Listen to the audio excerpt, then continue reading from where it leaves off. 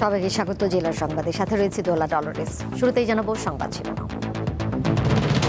শেরপুর সীমান্তে পাথর দিয়ে চলছে সাপে কাটা রোগীর চিকিৎসা, কুসংস্কার বলছেন চিকিৎসকরা। সহকারী শিক্ষকদের 11তম গ্রেড দেওয়ার চেষ্টা করছে সরকার, জানালেন প্রাথমিক শিক্ষা উপদেষ্টা। নারায়ণগঞ্জের সিদ্ধিরগঞ্জে তাকবীর হত্যার পেছনে অনলাইন জুয়া, 2 জনকে গ্রেপ্তার করেছে পিবিআই।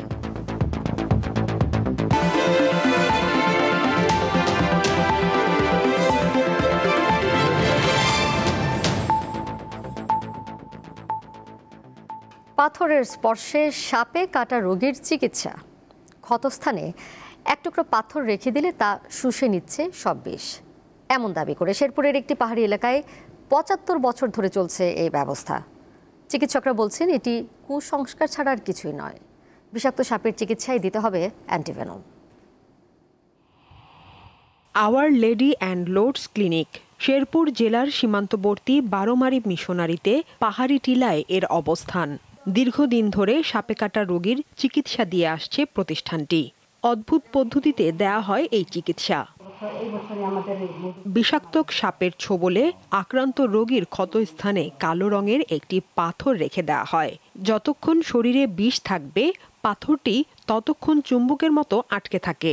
বিষ শুষে নেওয়ার পর পড়ে যায়, এতে সুস্থ হয়ে ওঠে রোগী, এমন বিশ্বাসে চলে চিকিৎসা। এখানে সেই বেলজিয়াম থেকে একদল ডাক্তাররা এসেছিল এখানে ফ্রি সার্ভিস দিতে। ওনারা এই হসপিটালে এসে দেখে এবং এলাকার পরিস্থিতি দেখে তারা এক ধরনের পাথর বেলজিয়াম থেকে আনা, সেই পাথর তারা দিয়ে গেছে। এই পাথর দিয়ে সাপে কাটা রোগীর চিকিৎসা হয়। এই যাবৎ আসতেছে মাসে কমপক্ষে 27টা জন করে এরকম দেখতেছি, বছরও 1-150 মতো হয় আর কি। ঘাস কাটতে গেছিলাম, তখন ঘাস কাটতে যায় আমি সাপের মধ্যে পাড়া দিছি। সাপের মধ্যে পাড়া মারলাম, সাপের মধ্যে পাড়া মারে আমি হয়তো 2-3 হাত জাম করে গেছি, তারপরে আমার সাপে সুবল দিছে। সেবাও ভালো, আমার বাবারও আসলে পাথর দিছে ওরা। এখানে পাথরে বিষ সম্পূর্ণ নামার পরে ওরা পাথর ওরাও নেয় না, এমনি পাথর ছাইড়া দেয়। পাথরটি বেলজিয়াম থেকে আনা হয়েছে বলে জানায় কর্তৃপক্ষ।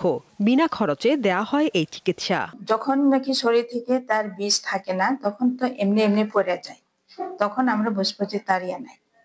যদি বিষ থাকে, পাথর পড়লে পরেও তার মাথা ঘুরবে, মানে বমি বমি লাগবে, মানে ঘুম ঘুম আসবে। চিকিৎসকরা অবশ্য বলছেন এই চিকিৎসা পদ্ধতি মোটেও বিজ্ঞানসম্মত নয়। আর বারোমারি মিশনের যে ব্যাপারটা, ওটা আসলে আমার যেটা মনে হয় আসলে অবিষাক্ত সাপ তো হয়তো এমনি ভালো হয়ে যাচ্ছে, কিন্তু ওটা কোনো বৈজ্ঞানিক ভিত্তি নাই। তিনি জানান কাউকে সাপে কাটলে দ্রুত হাসপাতালে নিতে হবে, দিতে হবে অ্যান্টিভেনম, আর এর অন্যথা হলে রোগীর জীবন ঝুঁকিতে পড়বে। সাদিয়া চৌধুরী, দীপ্ত, বার্তাকক্ষ। সহকারী শিক্ষকদের 11তম গ্রেড দেওয়ার জন্য সরকার সর্বাত্মক চেষ্টা চালিয়ে যাচ্ছে। শনিবার ভোলার জেলা প্রশাসক কার্যালয়ে অনুষ্ঠিত সেমিনারে কথা জানান প্রাথমিক ও গণশিক্ষা মন্ত্রণালয়ের উপদেষ্টা অধ্যাপক ডাক্তার বিধান রঞ্জন রায় পোদ্দার। সাংবাদিকদের প্রশ্নের জবাবে উপদেষ্টা বলেন, শিক্ষকরাই প্রাথমিক শিক্ষার সবচেয়ে গুরুত্বপূর্ণ অংশ। তাই প্রধান শিক্ষকদের 10ম গ্রেড এবং 2য় শ্রেণীর কর্মকর্তার মর্যাদা দিতে সরকার কাজ করছে। নতুন বই প্রসঙ্গে উপদেষ্টা বলেন, এবার জানুয়ারির শুরুতেই সব শিক্ষার্থী নতুন বই হাতে পাবে। যেসব বিদ্যালয় ভোট কেন্দ্র হিসেবে ব্যবহার হবে সেগুলো মেরামতের নির্দেশ দেওয়া হয়েছে বলেও জানান তিনি। সহকারী শিক্ষকদের যেন আমরা 11তম গ্রেড দিতে পারি, সেই জন্য আমরা সর্বাত্মক চেষ্টা চালিয়ে যাচ্ছি এবং আশা করি আমরা হয়তো এটা সফল হব। শিক্ষকদের অবস্থা যেন উন্নতি ঘটে, আমরা কিন্তু বরাবরই লেগে আছি, এখনও লেগে আছি। এবং আমরা চেষ্টা করে যেটা করেছি সেটা হচ্ছে প্রধান শিক্ষকদের আমরা 10ম গ্রেড দিতে পেরেছি এবং তাদের 2য় শ্রেণীর কর্মকর্তার মর্যাদা দিতে পেরেছি। এটা আমরা সক্ষম হয়েছি। যে বিদ্যালয়গুলো ভোট কেন্দ্র হবে সেগুলো মেরামতের জন্য নির্দেশ দেওয়া হয়েছে। নারায়ণগঞ্জের সিদ্ধিরগঞ্জের তাকবীর হত্যায় জড়িত সন্দেহে 2 জনকে গ্রেপ্তার করেছে police bureau of investigation PBI. শনিবার সংবাদ সম্মেলনে পিবিআইয়ের পুলিশ সুপার মোস্তফা কামাল রাশেদ জানান, নিহত তাকবীর আহমেদ চাকরির উদ্দেশ্যে বিদেশ যাত্রার প্রস্তুতি নিচ্ছিলেন। গত 25 নভেম্বর সন্ধ্যায় তিনি বাসা থেকে বের হন, রাতে আর বাড়ি ফেরেননি। 26 নভেম্বর পানি উন্নয়ন বোর্ডের পরিত্যক্ত ভবনের নিচতলা থেকে মরদেহ উদ্ধার করা হয়। পরে নিহত তাকবীরের বাবা সিদ্ধিরগঞ্জ থানায় হত্যা মামলা দায়ের করেন। পরে তথ্য প্রযুক্তির মাধ্যমে হারুন ও রফিকুলকে গ্রেপ্তার করে তারা। প্রাথমিক জিজ্ঞাসাবাদে তারা জানিয়েছে মাদক সেবন ও অনলাইন জুয়া খেলাকে কেন্দ্র করে এই হত্যার ঘটনা ঘটেছে।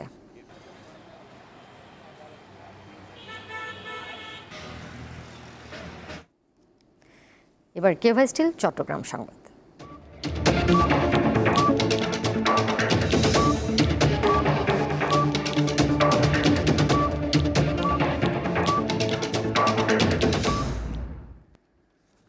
আগামী 4 ডিসেম্বর বৈজ্ঞানিক সেমিনার আয়োজন করবে চট্টগ্রামের সাউদার্ন মেডিকেল কলেজ।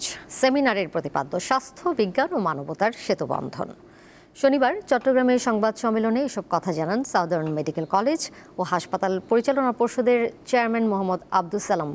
তিনি জানান, সেমিনারে স্বাস্থ্য শিক্ষা, মেডিকেল কারিকুলাম, অ্যাক্রেডিটেশন, তথ্য প্রযুক্তি, মেডিসিন, সার্জারি, গাইনি, শিশু স্বাস্থ্য, লিভার, হৃদরোগ, চক্ষু, গণস্বাস্থ্য, বার্ধক্যজনিত রোগ, অণুজীববিদ্যা ও মৌলিক চিকিৎসাবিদ্যা সহ চিকিৎসা বিজ্ঞানের বিভিন্ন বিষয়ে গবেষণাপত্র উপস্থাপনা করা হবে। দেশের বিভিন্ন মেডিকেল কলেজ, মেডিকেল বিশ্ববিদ্যালয় এবং সরকারি বেসরকারি হাসপাতাল থেকে 5 শতাধিক চিকিৎসক ও গবেষক এতে অংশগ্রহণ করবেন।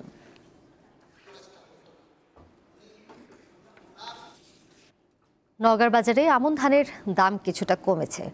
নতুন ধান ওঠার পর কাঙ্ক্ষিত দাম না পাওয়ার দাবি কৃষকদের। গত এক সপ্তাহের ব্যবধানে মন প্রতি প্রায় 80 থেকে 100 টাকা পর্যন্ত কমেছে ধানের দাম। প্রতিমন স্বর্ণা 5 জাতের ধান বিক্রি হচ্ছে 1100 থেকে 1140 টাকায়, আর বিআর 49 জাতের ধান প্রতিমন বিক্রি হচ্ছে 1250 থেকে 1280 টাকা পর্যন্ত, যা গত সপ্তাহের তুলনায় 50 থেকে 100 টাকা কম। কাঙ্ক্ষিত দাম না পেলেও অতিরিক্ত খরচে ধান কাটতে হচ্ছে কৃষকদের। ধান কাটার আগে বৃষ্টিতে অনেকটা ক্ষতিগ্রস্ত হয়েছেন কৃষকরা, ফলে দাম না পাওয়ায় কৃষকদের মুখে হাসি নেই। ধানের দাম কম হওয়ার অন্যতম কারণ সরকারি পর্যায়ে ধান ও চাল সংগ্রহ শুরু না হওয়া। এর সুযোগ নিচ্ছেন ফড়িয়া ব্যবসায়ীরা।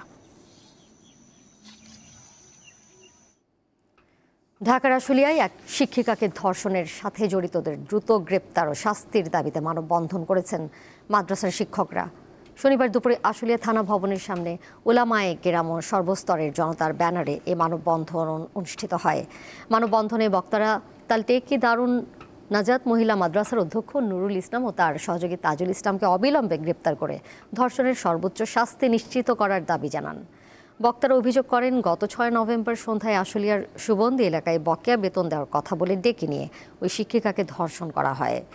মানববন্ধনে 2 শতাধিক শিক্ষক, উলামায়ে কেরাম ও ভুক্তভোগীর স্বজনরা অংশ নেন।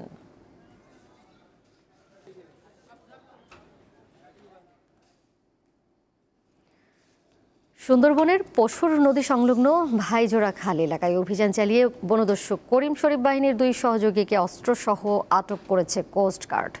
কোস্টগার্ডের মিডিয়া কর্মকর্তা লেফটেন্যান্ট কমান্ডার সিয়ামুল হক জানান, অভিযানে একটি 1 নলা বন্দুক, 3 রাউন্ড গুলি ও 4 রাউন্ড ফাঁকা গুলি সহ ফারুক ব্যাপারী ও ইমদাদুল ব্যাপারী নামের 2 দস্যুকে আটক করা হয়। আটক দস্যুরা বাগেরহাটের মোংলা উপজেলার বাসিন্দা। তারা দীর্ঘদিন ধরে বনদস্যু করিম শরীফ বাহিনীর সাথে ডাকাতি কার্যক্রম এবং অস্ত্র, গোলাবারুদ ও রসদ সরবরাহে সহায়তা করে আসছিল।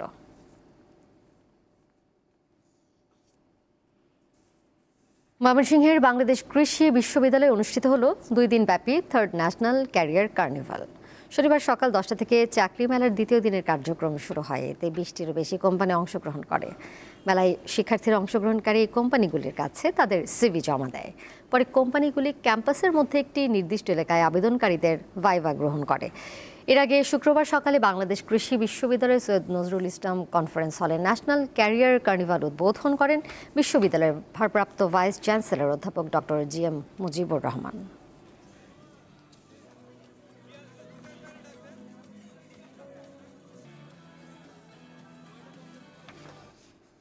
এর সাথে শেষ করব জেলার সংবাদ। যাবার আগে শিরোনামগুলো জানিয়ে দেব আরও একবার।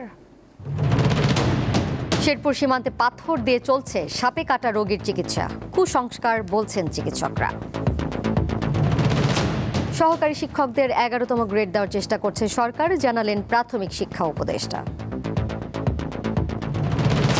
নারায়ণগঞ্জের সিদ্ধিরগঞ্জে তাকবীর হত্যার পেছনে অনলাইন জুয়া, 2 জনকে গ্রেপ্তার করেছে পিবিআই।